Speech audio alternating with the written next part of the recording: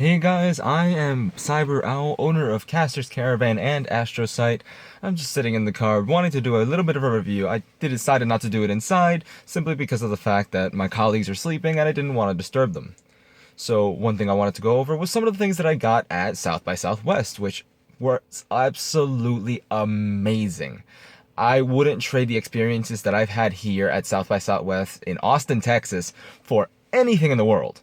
And one thing I really have to say, the city of Austin has been so welcoming, especially considering how many tourists and other people from other states are coming just to be a part of this event, mostly for the music, but there's still the gaming expo as well as the video conference, the film conference. You'd really be surprised as to how well the people of Austin handle all of these tourists. One of the first things we did upon our arrival here in Austin, Texas, was actually going to a restaurant called Ten Oaks, which is a restaurant slash bar that's located close to the convention hall. And myself and my colleague at Dragonborn VG, he's a part of Team Phoenix's Vainglory team. We were able to go ahead and actually sit down and have a nice meal there at Ten Oaks. And one of the things we got was a massive plate of pulled pork nachos. And those nachos were absolutely to die for. They had so much pulled pork on them, and the pulled pork itself was so tender and nice and sweet while still retaining all of the juices of the pork. It was divine. And the crispy tortilla chips that are corn tortilla chips, not flour tortilla chips, as many other people here in the United States would prefer. Corn tortillas, always the way to go for anything regarding Mexican style food. Whether it be nachos, whether it be burritos using a corn tortilla, whether it be a taco using a corn shell. Doesn't matter, corn all the way. That is my recommendation. And I personally believe it just retains so much flavor. The natural taste of the corn just adds so much flavor to anything that is inside of it, elevating the flavor to new peaks. Now, moving on from our meal, which our waitress, by the way, phenomenal as well, super friendly, and she was just really excited to see everybody. She's not somebody who worked as a waitress that often, but it was still exciting to see somebody who doesn't waitress often and rather works as a special education teacher being so happy-go-lucky, and being able to greet all these tourists and people who are involved with South by Southwest with such charm and just a massive personality. And I personally think that was fantastic.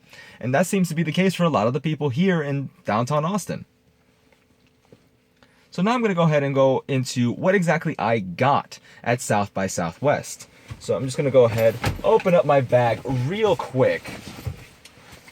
And I got a lot of things, and a good amount of them were a result of the work that I do for Caster's Caravan and Astrosite, and the possibilities that we have as an organization to help the independent development teams. So one thing that I actually picked up, and I'm really happy about because I'm a huge fan of space games, space anything for the most part. I was able to pick up a deck of Star Realms cards. So Star Realms is a deck building game created by, I believe, White Wizard Games, yes. And just a brief synopsis as to what Star Realms is. Here's the back of the box, verbatim. Right here. For those who can't read it because it's too dark, rule the stars. Forge your own star realm, build up your military through shipping and trade, then use your mighty fleet of warships to protect what's yours and take what isn't. Designed by Magic Hall of Famers Darwin Castle and Rob Dougherty, Star Realms combines the fun of deck-building games with the interactivity of trading card game-style combat. As you play, use trade to add new ships and bases to your deck. When played, those ships and bases generate powerful effects, additional trade, and combat to attack your opponent and their bases. If you reduce your opponent's score to 0, you win! Now, this particular box contains a complete 2-player game, so there's 2 decks in here, one for each player, containing the rules as well as 128 cards. So each deck is roughly 64 cards each. To expand for more players, simply use an additional deck for each 1 to 2 players. So every one of these boxes here, as you can see, is just a Star Realms deck building game box. No special logos or anything on it. These are the ones that are meant for 2 players. So if you're looking for this game and you just so happen to find it at a card shop, go ahead and pick this one up, especially if you want to have people to play with right away. Just pick up a buddy, take him to the card shop, buy a deck, and see exactly the magic that Star Realms can provide, because I have played the application, the video game for Star Realms, and I loved it, and I spent a lot of time actually perfecting my decks on that version of Star Realms. So now that they have an actual card set, and thank you to the guys over at White Wizard for actually giving me these decks for free, which I found absolutely phenomenal. I'm definitely going to be doing a stream of these cards, and I'm also going to be doing a stream of another game that I'm going to show you guys in a little bit. So looking briefly at the Star Realms cards, this is the back of the cards, big Star Realm logo, nothing too spectacular there. However, I'm going to have to point out something about the artwork. It's absolutely phenomenal, especially for a card game based around space. Looking at these cards, is the first one on this deck, which since I'm not going to open it right away, I'm going to go ahead and save that for when I'm back home in New York. That way I can go ahead and do an unboxing, an official unboxing, take apart the decks and see what cards exactly are a part of these decks with a better camera, with better lighting, since I'm just doing this in a car right now. But now, going back to the cards, oops, dropped it a little. So we have here Blob Fighter. And it's a little bit dark to see the artwork too well. So I'm just gonna get it real close so you guys can see. Maybe the light from the phone is actually gonna give it a little bit better vision. But what Blob Fighter is, it's just a draw card blob ship. But looking at it, it reminds me of a ship that you can find in Master of Orion, which is a 4X game that you can find on PC, which is on Steam right now, especially the new alpha that came out. It's $50 currently on Steam. However, you can find it on G2A and can win for less. And I highly recommend picking it up. Right now, it's in early access, and I do believe that it's possibly one of the best strategy games that's going to be coming out this year, especially with it already being in an alpha, and it's already becoming one of my best strategy games of the year alongside XCOM 2. That's absolutely absurd and amazing. So good job at the guys at the Master of Orion Studios. But now, going back to Star Realms. The artwork is very similar to the artwork of Master of Orion, which I personally like since Master of Orion has a very artistic approach towards spaceships and space combat. So I personally think that that's actually the way to go for this kind of card game. Don't go the way of Magic the Gathering, trying to make things look pseudo-realistic. Make them look as awesome as possible, no matter what it looks like. As long as it looks awesome, players are going to want to look at the cards and they're going to love the artwork to a point where they're going to buy more cards just to either A, collect them, or B, show it off to their friends and have maybe their friends end up getting into it. So that's definitely something for Star Realms to look into continuing. So that was one of the decks that I have from Star Realms, and the other one is more of a human deck. And the first card I can see here is a Cutter Trade Federation ship. Right there. And no ability on this one, so I believe this deck is a little bit more focused on actually developing trade and combat, whereas the other one is more or less trying to have as many cards as possible available to you. That way you never run out of options, which both decks have their merits, and I believe that this deck actually might come out better in this scenario, because there are cards in this deck that, at least from what I've seen when I was at South by Southwest, not going to go ahead and spoil them right now, but they would do very well into a draw deck, especially considering how much hyper aggression this particular deck does have. So now, as you can see, the box also came with a brief rule pamphlet. It's a bit long, and it also has a card list on the back. So that hopefully somewhat legible for you guys. So I'm going to go ahead and put this away. I'm going to go ahead and open the Star Realms cards. Like I said, when I get back to New York, that way I can go ahead and do a proper review. This right now is just more of a retrospective of my time here at South by Southwest, and just to show what kind of things were available here that not a lot of people maybe knew about. Alright, so moving on to our next item here. One moment. Where are you? Is it not there? Oh wait, no, my back's right here. So we have a deck of the Epic card game. I'm a huge card game fanatic, sue me. So this is also made by White Wizard Studios, so they're basically trying to become the next Wizard of the Coast. White Wizard Studios, Wizard of the Coast, so similar, yet so drastically different. I actually haven't seen this game before, nor have I played anything related to it. While I was there looking up about Star Realms, they actually went ahead and gave me this deck as well. This is another 2-player deck box that they have that is available for purchase in most card shops that are available right now. They're always looking for more people to go ahead and pick up their game. and just try it out. At least give it a shot. Maybe 10-15 bucks thrown towards buying this, depending on the card shop that you're at, depending on the state you're at, because prices always will vary. And it's really going to boil down to whether or not this game can keep up with Star Realms. But I will say this already, I love the artwork for Epic. It's a completely different artwork though compared to Star Realms. In this cover box, we actually see that this is more of a mythological kind of card game, at least in terms of the artwork at least. So I haven't looked at the cards yet, so I'm going to go ahead and get a first look here at these cards right now. So actually, unlike the other one, these decks are not separated, and it looks like there's just 128 cards in this massive pile. However, they are rotated backwards, so possibly there's a card in the middle that would be separating all the two decks, that way you don't mix them up.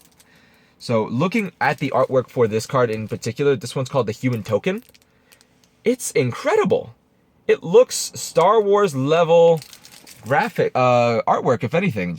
There we go. And then on the backside, we do have Amnesia, which looks less like Skyrim. I'm gonna go ahead and move the camera. So if you look right here, looks very similar to the artwork that you'll find on many Magic the Gathering cards. And that's not a bad thing, because they put their own spin on it. The cards look absolutely gorgeous and have a lot of information that's very clear for the player to understand. Now, just going to go ahead and give you another look at the Human Token. Looks absolutely insanely cool. And so much information. And one thing I like about White Wizard so far is the fact that they've been able to kind of cater to their community. As you can see, they were willing to go ahead and just give me a bunch of free stuff just for being able to spread the word about White Wizard, which I love it. I will be more than happy to spread the word about White Wizard, especially since I personally like the games. So what I'm going to be doing, I'm going to be going ahead and actually doing the same unboxing alongside Star Realms with this deck of Epic cards, and I'm going to be going through them one by one to see which cards I believe look absolutely incredible and which ones kind of fall on the wayside, not too special, but I still think this game is going to be another one to look out for, especially since it's their new IP. So gonna go ahead and continue on here. Gonna just close that up. Let's see what else is in my Twitch bag.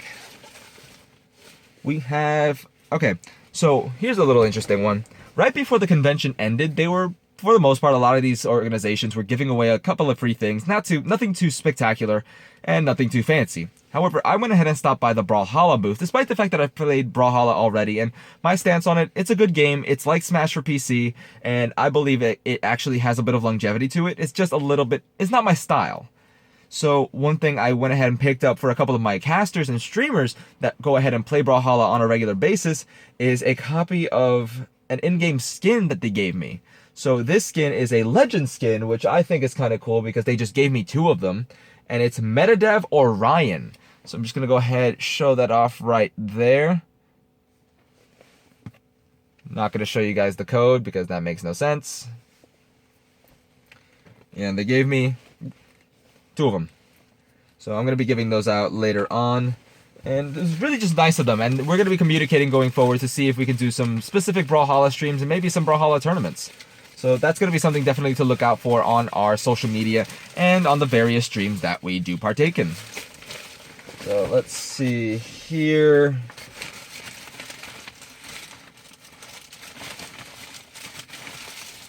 Looks like some of the stuff is still in my bag, but rather than that, I'm going to go ahead and show some of the things that I got from other organizations, which where's my wallet? Oh, there it is. I'm a little disoriented right now. Been a long day. So let's see here. We have a massive amount of business cards right here. However, this one in particular is the one that stood out to me and my affiliate Rob. We went to go ahead and play something on the HTC Vive, which is a virtual reality goggle device that you can go ahead and play games through, especially with a nice headset, good controller. You can go ahead and really immerse yourself into a lot of the games that people are playing today. But one of the indie developers for that system is creating a game called Descent Underground. I'm just gonna, there you go, Descent Underground. I'm obviously gonna do another video when I'm in better lighting for one, and when I'm back in New York of all of this stuff. I'm gonna have it lined up and go over it one more time in a bit of shorter way. However, I'm just gonna show off what I have here for right now and just kind of go over what my experience was like here at South by Southwest. Just gonna repeat that again. So Descent Underground, what it was a space dogfighting game within an enclosure. So imagine Elite Dangerous combined with Unreal Tournament, combined with GoldenEye, combined with Perfect Dark. It makes no sense. You can't even think about it, right? However, what I'm going to go ahead and do for you guys right here, right now, is I'm going to go ahead and show you one of the Steam codes that they gave me for Descent Underground. So whoever gets it first gets to redeem it. There it is right there. I know you guys can see it. I know it's in focus enough that you guys can go ahead and distinguish it. I'll leave it here for a couple more seconds, but this is one of many codes that I have for Descent Underground, and we're going to definitely be streaming it as the days go by. And I honestly had a blast playing it. One thing that I wasn't a huge fan of is the sensor bar that they have for the Vive. It's kind of wacky. When me and Rob were moving back and forth a little bit to just try and adjust our viewpoints, we ended up having a big gray screen over ourselves because the scanner was out of whack. However, aside from that, the actual device and the actual program that they made is absolutely amazing, and I definitely recommend giving it a shot, especially if you're a huge fan of spaceships and dogfighting in along those same realms as like maybe Ace Combat. That's definitely going to be your style. They gave me a whole bunch of different Steam codes, so I'll be giving those out at some point later this week. So now I'm gonna go ahead and look at these guys. These guys are called Hunchback. They create a lot of music. However, they have a game developer from the game Deliver Us to the Moon. Now, one thing I really liked about Deliver Us to the Moon is that it reminded me a lot of Amnesia: The Dark Descent, in the fact that it's a very atmospheric game. You're by yourself for the most part, and you don't know if there's anything lurking out there in the unknown, which I personally find to be absolutely amazing. And one thing that they did very well, when I demoed the game, I posted a couple of pictures of the screenshots, the developer, and the console and the computer that they were using, just so you guys get an idea as to kind of setup that they had over there. But it ran beautifully. It runs on the Unreal Engine 4, and the graphics look incredible. They look pretty much like you would see in a NASA space station. The only couple of things that I would point out that they needed to work on was to have animations for the little things like pushing buttons and pulling levers, which they already told me while I was there that they're going to go ahead and be doing anyways, since that's something that a lot of people would be asking for down the line, and they're already aware of everything that they need to add going forward from the demo that they showed me today, which I find to be absolutely amazing because not a lot of developers go ahead and do that and keep track of where exactly their clientele is, especially in this kind of scenario, because they're making an indie game. They don't have to listen to their fans. They don't have to listen to the people that are going to give them criticism. They could go ahead and make whatever they want. But since they're taking the criticism in stride and going forward with it, they're going to make an incredible product, and I'm definitely going to be supporting them in the future. Another game that I'm going to be streaming on the Caster's Caravan channel, as well as giving it to my streamers to go ahead and cast on their stream on their channels as well. Now, looking right here, we have a business card from Descendant Studios. So, Descendant Studios, what they did was, they're the creators of Descent Underground. So, I already went over them, but these guys are absolutely phenomenal. Great guys to meet, great to talk to as well, and they're going to be traveling to a couple of different conventions all over the world to promote Descent Underground and the HTC Vive. So I'd say if you ever see their booths around, check them out and give Descent Underground a try. It's a completely different experience than what you would expect from anything virtual reality related. Now, let's see. No, that's Descent Underground. And I was able to get in touch with the guys at DX Racer while I was here. So I met up with John Spire, who is the marketing director for DX Racer, and let's just say we're going to have some talks. That's going to be fun. Now, overall, my experiences here at South by Southwest have been very positive. When I got here, the weather wasn't exactly ideal. I was in a jacket, this exact same one, and I was sweating like a pig because outside it was like 75 degrees and super humid, and it just wasn't ideal, especially for somebody who was coming from New York and then Minneapolis to try and go there, going from two freezing cold places to one place that was extremely hot. It was really jarring for me, and it made me feel kind of weak during the first day. Thankfully, we didn't have to work that day, and we just were getting accustomed to where we are and knowing where everything is. Now, second day, on the other hand, when we actually casted the Vainglory tournament for Mob Crush, who are a mobile streaming platform. So basically you could stream games from your phone, games like Candy Crush Saga, Vainglory, Mayhem, which is going to be coming out this year. We're going to be demoing that game as well in the coming weeks. And one of the other games that we were able to go ahead and kind of snag in that regard was the name escapes me. No. I'll figure it out later when I get back to New York, or I'll just go ahead and ask Rob when he's awake. Regardless, we were able to go ahead and touch base with the guys at Mob Crush, and they're really happy with the performance that myself and Rob put on. I personally, not too knowledgeable in Vainglory. I've played, and I understand the mechanics behind Vainglory, and I know, for the most part, all of the calls. However, actually putting that into practice is a little bit difficult for me, just because of the fact that I'm not used to the touchscreen interface yet, since I've been playing League for so long. But one thing I'm going to say is, I'm going to go ahead and start doing that more. I'm going to start playing Vainglory a lot. Mostly because of the fact that it's a lot of fun, there's a lot less toxicity than there is in League, and one of the things that I like the most about Vainglory is the fact that the mobile client is so smooth. All you need is a decent internet connection, and you're going to have pretty much lag-free, no frame stuttering. It's absolutely phenomenal the way they optimized Vainglory, and I'm definitely going to be looking forward to supporting them in the near future. Moving on from everything else at South by Southwest, there was a massive free play arcade there with games like Metal Slug, DDR, Street Fighter 5, I believe, Tekken 6, and it's just a nice variety of fighting games for people to go ahead and try out. And they were doing a couple of tournaments here and there, but one thing that stood out to me was the fact that they also had a giant Time Crisis machine, which for me, I grew up playing Time Crisis in the arcades, and I thought it was so much fun. Got a chance to play it there as well, and I had an absolute blast. So the guys over, let's see, I have their flyer here at arcadesforhome.com. You guys did such a good job as to arranging that room and making it as arcadey as possible and catering to so many tastes of different people. And I'd have to say that if you guys ever want to go ahead and purchase anything arcade related, arcade sticks, machines, games, or anything of that sort, go ahead and check out arcadesforhome.com. They deliver all over the world, and they have a money-back guarantee if something goes wrong. So definitely check them out if you're looking into making a gaming man cave, if anything.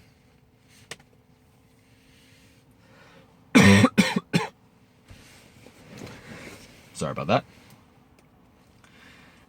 And then for the most part, we tried a lot of the local food here. I had Whataburger for the first time, and it was actually okay.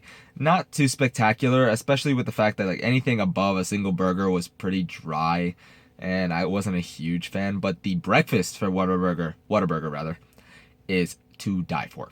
It's so good. Well, I had a sausage, egg, and cheese biscuit yesterday in the morning, and it was so well done. It was an actual egg, the biscuit didn't dry out, and it was nice and moist. And the sausage was very tasty and flavorful. So good on Whataburger for having probably the best breakfast that I've had out of any fast food joint. But just to go ahead and just wrap this up a little bit in a nice little bow, South by Southwest is something that I'm going to definitely be looking into participating in again. Mostly because of the fact that it was a lot of fun, so many awesome people here to meet, and the environment here is just amazing. So many friendly people. So many people who are just so willing to help you out. Let's just say you get lost, just ask somebody and they're so willing to tell you. And it's very different from New York, and I like the environment here a lot, and I wasn't expecting to. I thought Austin, Texas was going to be just like another New York City where everybody's just walking over each other and being super rude, while at the same time just kind of ignoring everybody, not being social. But very social event here at South by Southwest, at least for the gaming. I didn't check out the video stuff. I didn't check out the music stuff just because it's not my thing. But I spent a lot of time in the Gaming Expo meeting a lot of awesome people, talking with a couple of players as well as developers, and I'm going to be bringing a lot to our media side on Astroside and Caster's Caravan in the coming weeks, and it's something to look forward to because a lot of cool games have come out from South by Southwest, and I got a lot of access to them. So that's going to be something to look out for. And thank you again to Super Evo Megacorp for flying me out here to Austin, Texas. And I'm looking forward to working with you guys in the future, especially if you ask me to do it again. I would, no hesitation, by all means, hire me again. I'll go ahead and do it.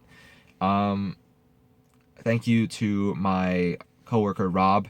His name on Twitter is at Dragonborn_VG. He is one of the players for Team Phoenix and a phenomenal guy, absolutely a great guy to work with, and his personality is through the roof. Reminds me of the people here in Austin, Texas. Very friendly and very personable to an individual level, which I appreciate a lot. So thanks again to the guys at Super Evil Megacorp for bringing me down to South by Southwest for me to participate in something I've never experienced before, to be honest. And it's something that I definitely look forward to doing more in the future. And this is CyberOwl going to be signing off here, and I'm going to go ahead and probably look through a couple of things that I got and maybe play a couple of games of Star Realms on my phone or on my computer just to go ahead and pass some of the time. So see you guys when I'm back in New York. Later.